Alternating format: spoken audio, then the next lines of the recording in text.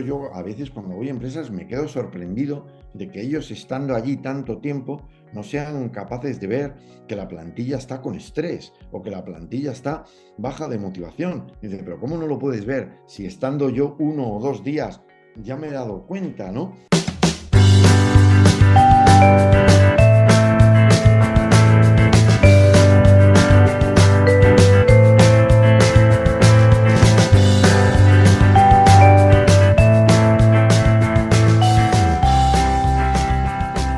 ¿Quieres más control? ¿Quieres ahorrar tiempo y dinero? Somos Abril Soft, la solución más avanzada para el control de recursos humanos y nómina en hoteles. Ten acceso a la información más importante en tiempo real. Únete a los cientos de corporativos y colaboradores exitosos que ya confían en nosotros.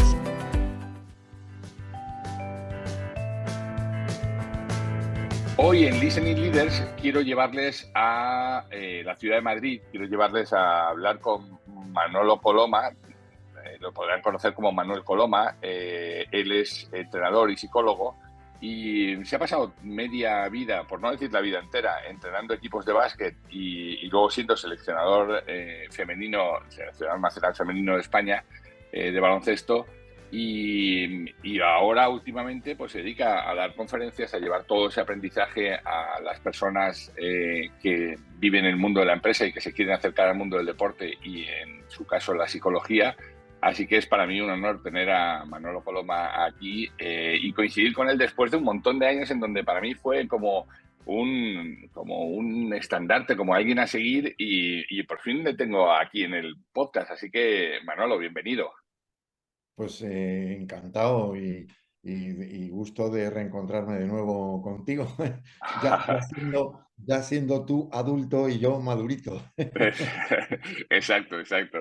Oye, Manolo, a mí siempre me gusta y mi primera experiencia y mi primera aproximación entre el mundo del deporte y la empresa fue a través del libro Tiempo para Decidir, que era como, yo iba a llamarlo Tiempo Muerto, pero cuando vi lo de muerto en la portada me llamó un poco así, dije, no, vamos a llamarlo un tiempo para decidir, que es lo que tenemos los entrenadores. ¿Cómo acercas el mundo y la filosofía del baloncesto al mundo de la empresa? Y sobre todo al mundo de la psicología, que hoy se ha puesto tan de moda en el mundo de la empresa, ¿no? Sí, bueno, mira, esto es curioso porque realmente es un poco como la evolución que yo tuve cuando dejé de entrenar profesionalmente. Inicialmente, digamos, la empresa vino a mí porque yo lo que cuando decidí retirarme, yo en principio pensaba eh, abrir mi gabinete de psicología. Yo estaba haciendo ya colaboraciones con compañeros psicólogos, pero me llamaron porque les parecía interesante en un proyecto de formación de mentores. En este caso lo estaban haciendo con Indra. Entonces les pareció interesante meter en el proceso, digamos, cuál era la visión de un entrenador deportivo, ¿no? O sea, Ujú. en la formación de mentores. Entonces, bueno, a mí aquello, la verdad, lo viví con muchísima ilusión, y me puso delante de una realidad que yo desconocía, que era el tema de la formación en empresas y el desarrollo de directivos, ¿no? Entonces, aquello que a mí me sirvió de alguna manera algo en lo que yo consideraba que era especialista, que era en temas de aprendizaje, en el tema de desarrollo y lo que es entrenamiento. Claro, aquello yo creo que fue novedoso porque de alguna manera completaba los aspectos teóricos que había en la formación de un mentor. Pero claro, inmediatamente ahí después antiguos consultores de Price que estaban con mi club de origen, porque yo como jugador provengo de Estudiantes, me empezaron a pedir colaboraciones con respecto a lo que era trabajo en equipo y team building, ¿no? Al principio de forma muy lúdica, o sea que, bueno, pues los que hemos sido, digamos, baloncesteros de verdad, el concepto lúdico existe, pero yo siempre digo, ya que se hace algo, hazlo bien, ¿no? Aunque sea para organizar una fiesta de cumpleaños, ¿no? Y entonces nos propusimos montar unas sesiones de trabajo en equipo en el que alternábamos el aula y la cancha, ¿no? Un poco para fijar algunos conceptos que algunos de ellos los has hablado tú en el inicio, el concepto de la generosidad, el concepto de la disciplina, el concepto del objetivo común, la focalización, todos esos conceptos, pero después además eso queríamos llevarlo a la cancha, ¿no? De tal manera que fueran capaces de ese concepto tan teórico que hay en el trabajo en equipo, que es conseguir sinergias, pero que se quedan palabras, ¿no? Y eso en la cancha se ve claramente lo que es conseguir una sinergia, ¿no? Y cómo se ayuda, eres ayudado y te ayudas. Entonces, eso empezamos a elaborar este tema. Claro, a partir de ahí, una vez que ya te metes, pues empiezas a adaptarlo a lo que es la realidad de la empresa, ¿no? Al principio había algún consultor profesional que nos hacía esa labor, después, lógicamente, ya aprendimos nosotros por el conocimiento de la empresa y ya, pues la verdad, en ese mundo me he quedado. Y la etapa final, conviviendo siempre las tres, es, digamos, el tema del liderazgo, ¿no? Claro, cuando yo ya empecé a coger experiencia de trabajo en una empresa, pues claro, sobre todo la alta dirección, lo que valoraba de mí era los conceptos que yo podía darles con respecto a lo que es liderar un equipo, pero liderar un equipo en una situación de estrés y alta competición, que es lo que realmente un entrenador sabe hacer, ¿no? Que es cómo mantener el foco en situaciones en las que el estrés realmente es la clave del rendimiento. Y esto, pues cualquiera que ha estado jugando a baloncesto sabe que jugar a baloncesto hay mucha gente que sabe jugar. Ahora bien, jugar bien en momentos importantes, ya eso es otro tema. Y eso tiene muchísimo que ver con este concepto que en español se entiende, pero sinceramente se entiende mejor la terminología en inglés, que es flow, estar en flow, ¿no? Que suena mejor que fluir en castellano, ¿no? Entonces, este concepto de para poder estar en flow, primero tienes que estar en focus, ¿no? Entonces, que en el fondo es lo que hace un deportista. O sea, un deportista tiene que aprender muchísimas cosas, pero la clave es que cuando lo tiene que hacer esté enfocado en la realidad exacta que tiene que buscar, de tal manera que todo el talento que tienes y la preparación se concentra en un objetivo. Eso, que en teoría parece muy fácil, la verdad es que No, no lo no, es, ¿no? no es Y sencillo. claro, entonces cuando hay talento y hay preparación y estás focalizado, entonces es cuando se presenta, digamos, este concepto de fluir, ¿no? Y el concepto de fluir que, pues bueno, pues te encuentras con tantos deportistas que da la impresión de que no hacen esfuerzo, pero realmente lo están haciendo y muchísimo. El problema es que lo hacen de una manera adecuada, tienen el tempo, diríamos, o el timing, ¿no?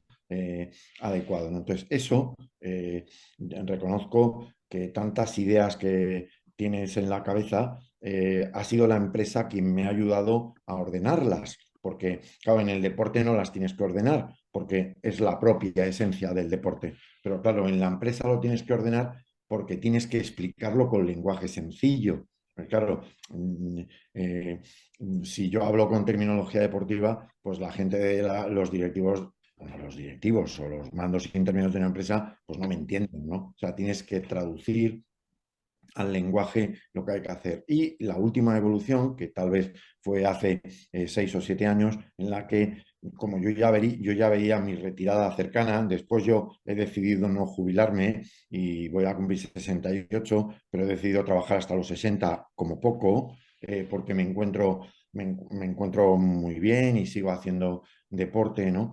Y entonces empecé a introducir muchos más conceptos de la psicología, porque en un momento determinado me di cuenta que los deportistas muchos conceptos psicológicos básicos los aprenden de forma natural porque los aprenden desde pequeño, igual que te pasó a ti. O sea, hay muchas cosas que tú sabes hacer que las aprendiste a los 12 años, pero en el mundo de la empresa eso no ocurre. Entonces, había que retomar, digamos, herramientas de psicología, ¿no? Para poder ayudar. Entonces, esa ha sido, digamos mi última evolución, ¿no? Y en la que tengo que decir que me encuentro muy satisfecho porque me ha permitido unir los dos mundos. O sea, que antes como que me ponía dos trajes, ¿no? Había un traje como más deportivo y otro traje como más formal, ¿no? Y ahora he decidido que los dos son lo mismo y que en el cerebro están los dos conceptos y lo que hay que hacer es darle una importancia u otra, ¿no? Con lo cual, para mí el mundo de la empresa ha sido, digamos, como un catalizador que me ha ayudado a ordenar todos los conceptos que he aprendido en mi vida y por el que además guardo respeto y admiración a todos mis maestros, ¿no? Entre el primero que has nombrado, Lolo Sainz, pero anteriormente Antonio Díaz Miguel, o mi entrenador en estudiantes Pablo Casado, o bueno, tantos entrenadores, por supuesto John Wooden, ¿no? El mítico John Wooden, que me leí todos sus libros, es decir, el respeto y todo la cantidad de conocimientos y motivación que me dieron, ¿no? Y la verdad es que este mundo de ayudar a las personas es apasionante, es tan bonito como entrenar en una cancha, ¿no? Fíjate que cualquiera que haya podido escuchar esta primera respuesta se ha podido dar cuenta de que efectivamente el mundo de la empresa y el deporte están estrechamente ligados,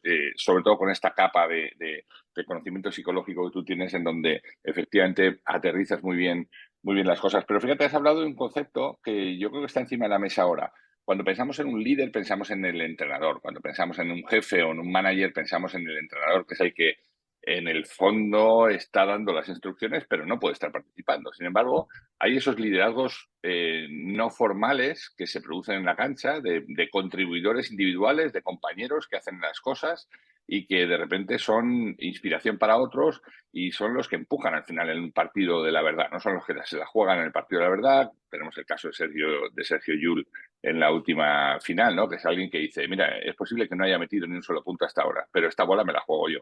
Y que los demás le den esta autoridad para hacerlo, pues es importante también en el mundo de la empresa, ¿no? Muchas veces pensamos en los líderes y pensamos a gente que gestiona gente, pero no pensamos en el liderazgo de las personas que no necesariamente tienen que estar llevando un equipo, ¿no? Sí, tienes muchísima razón en lo que has dicho. A mí hay conceptos, o sea, yo cuando les digo, o sea, yo no pretendo que un líder en una empresa, que un jefe, perdón, que un jefe sea entrenador. O sea, me gustaría que copiara cosas del entrenador que le puedan valer. Ujú, Y una de las primeras cosas que tiene que copiar es que él no juega el partido. O sea, que el auténtico trabajo de un líder del que dependen personas es que los otros hagan cada vez mejor el trabajo. ujú. Cada vez que tú haces el trabajo de alguien, le estás haciendo más pequeño. Entonces, quiero decir, ojalá algunos líderes no pudieran hacer el trabajo, porque su licencia, como a nosotros, nos prohíbe jugar el partido, ¿no? O Claro, sea, claro. yo Sí, digo, sí. yo no me puedo sacar a mí mismo a jugar. Evidentemente ahora mismo no podría porque ya estoy viejo, ¿no? Pero yo no me puedo sacar a mí mismo, ¿no? Y a veces, porque ahí es donde radica el tema de la delegación. O sea, yo lo que veo cuando hago análisis de algunas empresas es que el proceso de delegación parte viciado desde el principio. Y es que la persona no quiere delegar. No quiere delegar porque le gusta seguir jugando el partido. Entonces, claro, Ujú. está seguir jugando el partido, busca mil excusas para no poder delegar, ¿no? Entonces, me gustaría que se copiara este concepto del entrenador en el que tú serás tan grande como grande sea tu equipo, con lo cual ayúdales a crecer, ¿no? Pero con respecto al liderazgo, estoy totalmente de acuerdo con lo que has dicho. Hay muchos liderazgos y el verdadero liderazgo es el liderazgo que emana de las personas que forman el grupo. Y claro, yo aquí siempre digo, por muchos libros que se escriban, se reducen poco. Michael Jordan empezó a ser bueno cuando empezó a ser considerado el líder por parte de sus compañeros. Eso Sin la duda. Ribera desde el primer momento lo tuvo, ¿vale? Porque desde el primer momento, ¿qué decir? Y ellos no entrenaban al equipo, pero eran los auténticos líderes en la cancha. Que decir, había un líder en el banquillo, más o menos potente. En el caso de Phil Jackson, evidentemente, se convirtió en un liderazgo gigantesco, pero en la cancha tiene que haber un líder, precisamente porque el entrenador no puede jugar. Entonces, en la pista tiene que haber un líder. Entonces, y eso ha habido montones de equipos con extraordinarios jugadores o jugadoras que no han llegado al máximo nivel porque no ha habido un líder dentro de la pista. Entonces, Ujú. falta alguien que en un momento determinado coja responsabilidad, sea capaz de dar una instrucción, sea capaz de tomar una decisión, con lo cual yo creo en ese liderazgo. El liderazgo que es otorgado por las personas a las que lideras, ¿no? Y eso fundamentalmente tiene que ver con las actitudes, con los valores, con la experiencia y sobre todo con el ejemplo, ¿no? Entonces, yo creo que ahí en el baloncesto, y tú procedes de un club en ese aspecto, aunque no es mi club de origen, porque mi club de origen es Estudiantes, pero al final somos todos compañeros. Yo y lamento que de momento no haya sido reconocido con el Hall of Fame. Yo creo que en el Real Madrid fue decisiva la figura de Wayne Bravender, ¿no? O sea, sin creo que duda. Wayne Bravender dio un extra. Wayne Bravender en la pista ejercía un liderazgo que en el caso de los jugadores jóvenes que a veces llegaban aún sin madurar del todo, realmente debía ser una pesadilla jugar al lado de Wayne Bravender porque el nivel de exigencia que tenía hacia él y hacia los demás era increíble, ¿no? O sea, él fue capaz de subir el nivel a unos niveles tremendos, ¿no? Y cuando hablas con los compañeros más jóvenes, la gente de mi edad, ¿no? Como pues, Alfonso del Corral, José Manuel Beirán, cualquiera de ellos te reconoce que jugar al lado de Wayne Bravender era una auténtica inspiración y al mismo tiempo un reto, ¿no? Entonces yo creo en ese liderazgo, ¿no? Además, las organizaciones hoy en día cada vez son más planas, que decir, antiguamente había 4 o 5 distintos niveles. Hoy las organizaciones son más planas, con lo cual hay personas que a lo mejor en toda su carrera no llegan a ser jefes. Pueden llegar a ser jefes de un pequeño grupo, a veces son el responsable de un proyecto determinado o en un momento y después dejan de serlo. Quiere decir, hoy no es como antiguamente, que estaba todo como más tasado, ¿no? Con lo cual hay gente que a lo mejor nunca llega a ser, digamos, una persona que tenga un gran equipo a su cargo, pero sin embargo es líder, porque Ujú. es un referente en la parte tecnológica o es un referente en la parte de actitudes, ¿no? Y yo creo que eso lo tenemos que potenciar, ¿no? Digamos, el liderazgo tiene que ver con el ejemplo, ¿no? Tiene que ver con las personas que de alguna manera nos inspiran a los demás, ¿no? Por sus valores, por su bien hacer, por su perfeccionismo, por su excelencia, por lo que digamos, ¿no? Yo estoy de acuerdo contigo, Raúl. Creo que Sin duda. este liderazgo que surge del grupo yo creo que es fundamental. Y fíjate que estaba oyéndote y has dicho en un momento el liderazgo en el banquillo, pensando en el entrenador, y yo me he puesto a pensar en una figura que muchas veces no reparamos en ella, ¿no? Porque al final se piensa que el líder pues, es el Michael Jordan que te mete todos los puntos o el Drazen Petrovic que te mete 62 puntos en la final de la Copa, pero muchas veces no se piensa y no se tiene en cuenta estos otros roles que están un poco más opacados, pero que hacen su rol en los entrenamientos, que hacen su papel para unir al equipo, que hacen su papel y a lo mejor no están jugando 40 minutos o 48 minutos, ¿no? Sino que están jugando, pues está en el banquillo. Y yo Sí, sí. en épocas de mi vida me he reconocido un líder de banquillo, o sea, un tipo que aglutina, que anima desde fuera, que permite que la moral del equipo esté alta, que ayuda al jugador cuando viene y está un poco así porque acaba de fallar un punto y le da un momento en la espalda y le dice, venga, sal para afuera otra vez. Este tipo de roles también son muy importantes y muchas veces no son visibles en las organizaciones, ¿eh? Es verdad, y además no tiene que ser un liderazgo permanente. Es decir, hay Exacto. momentos en que personas de la organización son líderes temporalmente, porque son especialmente buenos en determinados momentos concretos, ¿no? Pero eso también es liderazgo, ¿no? Mira, este año, en el mes de enero, creo que fue enero, pero igual fue febrero, igual fue diciembre, ahora mismo. No sé, pasan tantas cosas tan rápidas ahora. eh, la selección española femenina en el año 93, que quedó campeona de Europa, que fue la primera medalla de oro del baloncesto español, y ese equipo fue el primero que entró en el Hall of Fame del baloncesto español, ¿no? En ese equipo había una jugadora que se llamaba Pilar Valero, una jugadora zaragozana que jugó además hasta los 41 años y una jugadora tremendamente querida, ¿no? Bueno, pues esa jugadora en absoluto era, digamos, era la séptima o octava jugadora y en algunas ocasiones era la sexta, pero en algunas ocasiones era la décima, ¿no? Pero sin embargo, ha sido verdaderamente emocionante el cómo se la ha despedido, ¿no? No solamente cuando lamentablemente murió por el cáncer que tenía en el cerebro, ¿no? Sino los 3 años que tardó, digamos, la pobre en apagarse, O sea, fue verdaderamente emocionante. Yo no había visto nunca tal nivel de cohesión, no solamente de sus compañeras que morían por ella, sino de prácticamente todo el baloncesto femenino. Al final se subió su camiseta, se retiró su camiseta en el Príncipe Felipe, se ha inaugurado un parque en Zaragoza, una cancha de 3x3.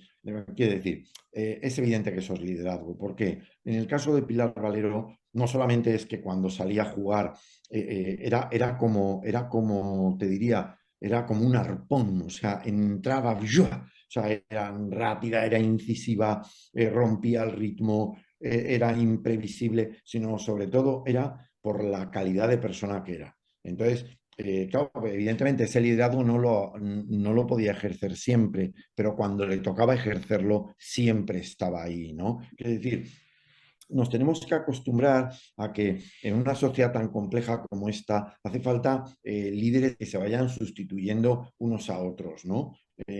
No es ese mega liderazgo del Napoleón de turno que todos detrás, sino es más bien como esta bandada de gansos en los que hay uno que va adelante, pero cuando se cansa es relevado por otro, ¿no? Y quiero decir, hoy en día las cosas pasan tan deprisa, o sea, en un año vivimos como 3 años de antiguamente, que ese mega líder, sinceramente, creo que no es la figura adecuada. Creo que en una organización importante tiene que haber varios líderes. Líderes que afectan a distintos aspectos que se pueden relevar entre ellos. Hay líderes que funcionan mejor en situaciones tranquilas, en situaciones estables, y sin embargo hay grandísimos líderes en situaciones revueltas, en situaciones de incertidumbre, ¿no? Y parece difícil que el mismo valga para todo, ¿vale? O sea que Sí, sí. entonces yo creo que tenemos que estar preparados quiere decir, cualquier persona que tiene la oportunidad de dirigir en un gran grupo, tiene que tener una cuota de liderazgo clara, ¿no? Ese liderazgo puede más tener que ver con el trato a las personas, o con liderazgo tecnológico, o con gestionar el cambio, o mm, con lo que es, digamos, la estabilidad personal, la madurez, ¿no? Y tenemos que, yo creo que estar preparados para modelos de liderazgo tal vez un poco más complejos, ¿no? No, y situacionales, en función de la situación, de repente aparece una persona y no sabes muy bien por qué, pero su carácter natural o sus propias cualidades permiten que ese talento aflore en un momento determinado, y probablemente haya otros momentos en donde no tiene que estar porque hay otra persona que tiene que brillar, ¿no? Lo entiendo perfectamente.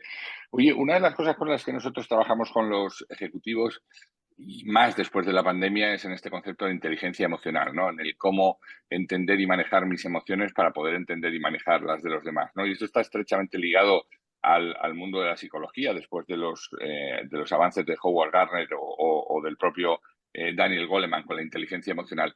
¿Cómo se aplica la inteligencia emocional desde el punto de vista pues más de la psicología, ¿no? En la empresa, a tu juicio? ¿Es todavía una asignatura pendiente o ya se va metiendo en la agenda del directivo saber que ya no puede ser comando y control, ya no puede ser aquí se hace lo que yo digo y punto, yo hablo para todos y ya, sino tiene que tener especialmente esto presente en mente, ¿no? Bueno, yo creo que es decisivo, que yo creo, ha habido avance, claramente, pero yo creo que aún tiene que avanzar mucho más, ¿no? De hecho, mi sorpresa cuando a veces me llaman para hablar de temas de liderazgo y en algún momento determinado sale algo de la inteligencia emocional, que no sean solamente palabras, ¿no? Sí, sí. De, y entonces cuando les dices, haces una pregunta que dices, a ese nivel intelectual de personas, la tenían que contestar y dices, ¿cuáles son las 5 competencias de inteligencia emocional? Y no las saben decir. Quiere decir, el concepto de inteligencia emocional es una palabra, ¿entiendes? O sea, Ujú. es una palabra que Muy desgastada por otro lado, ¿eh? Porque todo claro, el mundo la y maneja. Este asocia, no tiene no, inteligencia emocional, ya, ya, pero ¿qué es para ti claro, la inteligencia emocional? y Y ahí ahí, falla, ¿no? exacto. Claro, decir, no, es que le falta. Entonces, yo creo que ahí, digamos, hay que ir paso a paso, ¿no? Lo primero, yo creo que es un factor decisivo que tiene que ver con la propia persona, ¿no? Y es que te tienes que conocer bien. Quiere decir, yo creo que, y aquí incluso llegamos al tema de autoliderazgo, ¿no? Quiere decir, es muy difícil liderar a los demás si no eres capaz de liderarte a ti mismo, ¿no? Entonces, ese concepto de conocimiento de ti mismo es fundamental y que lo primero que vas a descubrir es tu nivel de control, quiere decir, el autocontrol, que tal vez es la piedra angular del desarrollo inteligente. Y no hablo de la inteligencia, porque yo siempre digo, cuando estoy en un seminario, en una conferencia, siempre digo, vamos a ver, todos los que estáis aquí sois inteligentes y os voy a decir la razón. Y es que sois seres humanos. Entonces, cualquier ser humano que esté sano, que no haya tenido lamentablemente algún problema, es una persona inteligente. Otra cosa es si esa inteligencia la usa más o menos, ¿no? Entonces, quiere decir, para poder hacer uso correcto de la inteligencia que nos han dado, ¿no? Hay que tener autocontrol. Quiere decir, yo creo que alguien que lidera es alguien que es capaz de pensar antes de ejecutar. O sea, que es capaz de analizar bien las cosas antes de tomar una decisión, que no se deja llevar por los impulsos. Entonces, para mí, el autocontrol es clave en el desarrollo del liderazgo. Y de hecho, yo lo digo, alguien que no tenga autocontrol no puede ser entrenador. Puede Bueno, ni, ser ni, ni entrenador ni actor, que se lo digan a Will Smith. claro, exactamente, o sea, no puede. ¿Por qué? Puede ser entrenador ayudante, puede ser analista, pero no puede. ¿Por qué? Pues si te pones nervioso y tomas las decisiones a la primera o cambias de decisiones, que tiene que tener. Y yo creo que para un alto directivo ocurre exactamente igual, ¿no? No te puedes dejar llevar por bandazos, autocontrol. Y por supuesto, como estás arriba, pues digamos, tienes que intentar que haya automotivación. Quiero decir, porque, bueno, tú puedes intentar motivar a los demás, pero ¿y a ti quién te va a motivar? Y además, todos leyendo mucho te das cuenta de que la motivación perfecta no existe, porque somos diferentes. Entonces, hasta que tú no me conozcas bien a mí, no sabes cómo motivarme, porque igual vas a dar palos de ciego y yo lo mismo contigo. Quiero decir, sabemos cómo motivar a una persona cuando la conocemos perfectamente, pero la motivación no puede, o sea, yo no, para ponerme en marcha, no puedo esperar a que me vengan a motivar. O sea, por si acaso me pongo yo en marcha, porque igual si no, no me pongo en marcha nunca, ¿no? O sea, que tener claro que la inteligencia emocional tiene estos tres conceptos. Te tienes que conocer para saber cuándo te encuentras bien o cuando la emoción te está pudiendo, el tener autocontrol para poder focalizarte y tener automotivación. Y después, las dos que tienen que ver con los demás. La primera, la empatía. O sea, ¿cómo vas a liderar si no eres capaz de evaluar el estado emocional que tienes a la gente? Y eso yo a veces cuando voy a empresas me quedo sorprendido de que ellos estando allí tanto tiempo no sean capaces de ver que la plantilla está con estrés o que la plantilla está baja de motivación. Y dice, pero ¿cómo no lo puedes ver si estando yo 1 o 2 días ya me he dado cuenta, ¿no?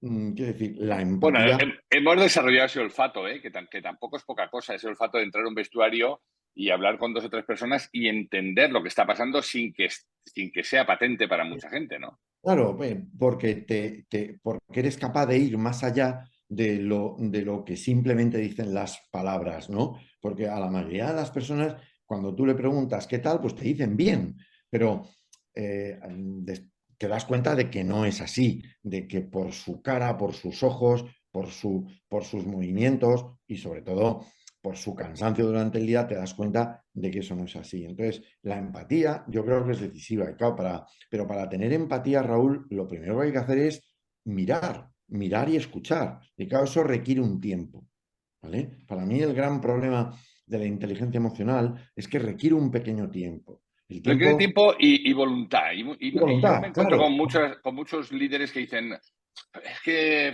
no tengo tiempo. Y en realidad no es que no tengan tiempo, lo que no tienes voluntad, porque requiere claro, un esfuerzo, requiere una generosidad sí, sí, genuina por acercarte a la persona, por entender lo que le está pasando, por entender su entorno, por entender sus circunstancias. eso Y hoy es. no estamos para eso. Hoy la rapidez es, venga, dale, dale, dale. Y entonces te dicen, no tengo tiempo. No, no, lo que no tienes es voluntad de meterte en ese trabajo que es duro, pero es parte Claro, del no, liderazgo, ¿no? claro, no le da prioridad. Pero claro, volvemos a lo que te comentaba antes. O sea, si a ti este tema me dices que no tengo tiempo, entonces me estás diciendo que no le das prioridad. Y si no le das prioridad, entonces da igual, porque si no te importa, pues ¿qué más te da? ¿Me entiendes? O sea, Claro, lo sí, que sí. pasa es que, joder, las evidencias son que los equipos que tienen un comportamiento estable desde el punto de vista emocional rinden mucho más. Entonces, claro, que no le des tiempo a algo importante me hace dudar, ¿no? Porque es como si me dices que no tienes tiempo para hacer campañas de marketing. Pues, chico, me parece que vas a cerrar la empresa en poco tiempo, porque como dejes de ser conocido y dejes de tener marca reconocida, no vas a vender. Y si no vendes, ¿me comprendes? Quiere decir, Sí, sí, sí. alguien no te puede decir, no tengo tiempo de motivar a mi equipo comercial. Vamos a ver, ¿de qué me estás hablando? ¿No? Es como si yo dijera, no, pues es que tampoco tengo tanto tiempo para entrenar el tiro con mis jugadores. Es decir, pues me temo que vamos mal, porque Sí, sí. este te va de Oh, meter puntos. Y entonces, ¿me comprendes? Que decir, ahí yo creo que la empatía es absolutamente decisivo y tienes que darle tiempo porque es prioritario. Y por último, la quinta componente emocional, que es la competencia social. O sea, alguien que quiere liderar tiene que ser muy competente socialmente, tiene que aprender a hablar muy bien, tiene que aprender a escuchar, tiene que comportarse con elegancia, con cortesía, porque precisamente porque va a tener que tomar decisiones complejas y va a tener que tomar, a veces decir mensajes que no son fáciles de oír, pues tiene que ir acompañado de una exquisita cortesía y educación, ¿no? Entonces yo creo que teniendo en cuenta que hoy la mayoría de las personas que llegan a liderar equipos tienen una gran formación, es decir, con respecto a lo que son conocimientos y a formación, claro, ahí se ha avanzado muchísimo, ¿no? Pero sin embargo, creo que a nivel emocional no está tan arriba. Es decir, fíjate, fíjate. Es curioso porque todo esto redunda en una cosa que yo les digo muchas veces a los directivos. Captamos a las personas por sus aptitudes con P, por los conocimientos y las habilidades, pero al final los acabamos echando por las actitudes, por no tener este manejo del que nos estás claro, hablando, ¿no? claro, pero ahí, de hecho, mira, esa es una tarea que yo tengo con los departamentos de recursos humanos de muchísimas empresas y les digo, tenéis que tomar mucho más tiempo en la selección de los perfiles claves de la empresa. Porque, y eso significa que tenéis que valorar mucho más la actitud, como tú has dicho con C, que la aptitud. Yo sé, mira, hacer una valoración de aptitud, para eso no hace falta casi nada, porque de hecho eso hoy casi te lo hacen las máquinas, ¿no? Sí, sí. Porque quiero decir, claro, hacer una valoración de actitud requiere hacer unos buenos assessment, hacer muchas entrevistas, ¿me entiendes? Pero es que es decisivo, Sí, porque sí. la gente se te va a quedar por eso, no por lo otro, porque la aptitud se puede aprender. Es decir, hay cursos para todo. La clave, digamos, es la actitud. Y entonces, claro, te puedes permitir el lujo de valorar por aptitud a los niveles más básicos, porque bueno, pues los vas a probar, que no te valen, pues los quitas y pones a otros. Pero gastarte dinero en un proceso de selección con una persona que va a ser clave y que a los 3 o 4 meses te hayas dado cuenta de que has metido la pata totalmente, no tiene sentido. O sea, es Ujú. mejor invertir un poco más en un proceso de selección claramente bien hecho, en el que además la parte fundamental no cuesta dinero, porque es hablar más con el candidato hasta que eres capaz de conocerlo un poco más y empiezas a ver pues si esa persona tiene el carácter adecuado para la organización en la que se va a integrar o no. Sin duda. Creo que ahí a veces las prisas de nuevo no son buenas consejeras, ¿no? Y creo que cuando fichas a alguien clave, tiene que responder, digamos, a la cultura y a los valores de la empresa a la que va a estar, ¿no? Sin duda, sin duda. A estas alturas ya cualquiera que haya estado escuchando este podcast se da cuenta que yo me tiraría otra hora y media hablando con Manolo Coloma, pero el tiempo del formato pues es el que es. Así que te agradezco enormemente que hayas aceptado este atraco casi con 48 horas. Te agradezco también la hora. los más divertidos, ¿no? Exacto, la hora en la que lo estamos grabando y para ajustarte a mi calendario y que decirte que me estaría encantado en cuanto que pasara de nuevo por la piel de toro de tomarnos unas cervecitas y porque seguro que se me agolpan tantos nombres cuando hablo contigo, cuando pienso toda la gente en común que hemos conocido y por la que ambos sentimos admiración, que va a ser un gusto charlar, Manolo. Eso está hecho, Raúl. Cuando vengas por aquí, esa cervecita está garantizada. Y además, si dentro de unos meses te apetece que volvamos a repetir, encantado de volver a estar contigo en el podcast, ¿eh? Te mando un abrazo muy fuerte, Manolo. Vale, cuídate mucho. Pues hemos llegado al fin de nuestra entrega. Esperamos que haya sido interesante para ti. Si quieres saber más de lo que hacemos, escuchar entregas anteriores o leer las entradas del blog, no dejes de entrar en depersonas.com. Nuestra promesa de valor es ayudar a las empresas en sus procesos de cambio con quienes los hacen posible, que no son otros que las personas. Te esperamos en la siguiente entrega en De Persona Radio. ¡Hasta entonces!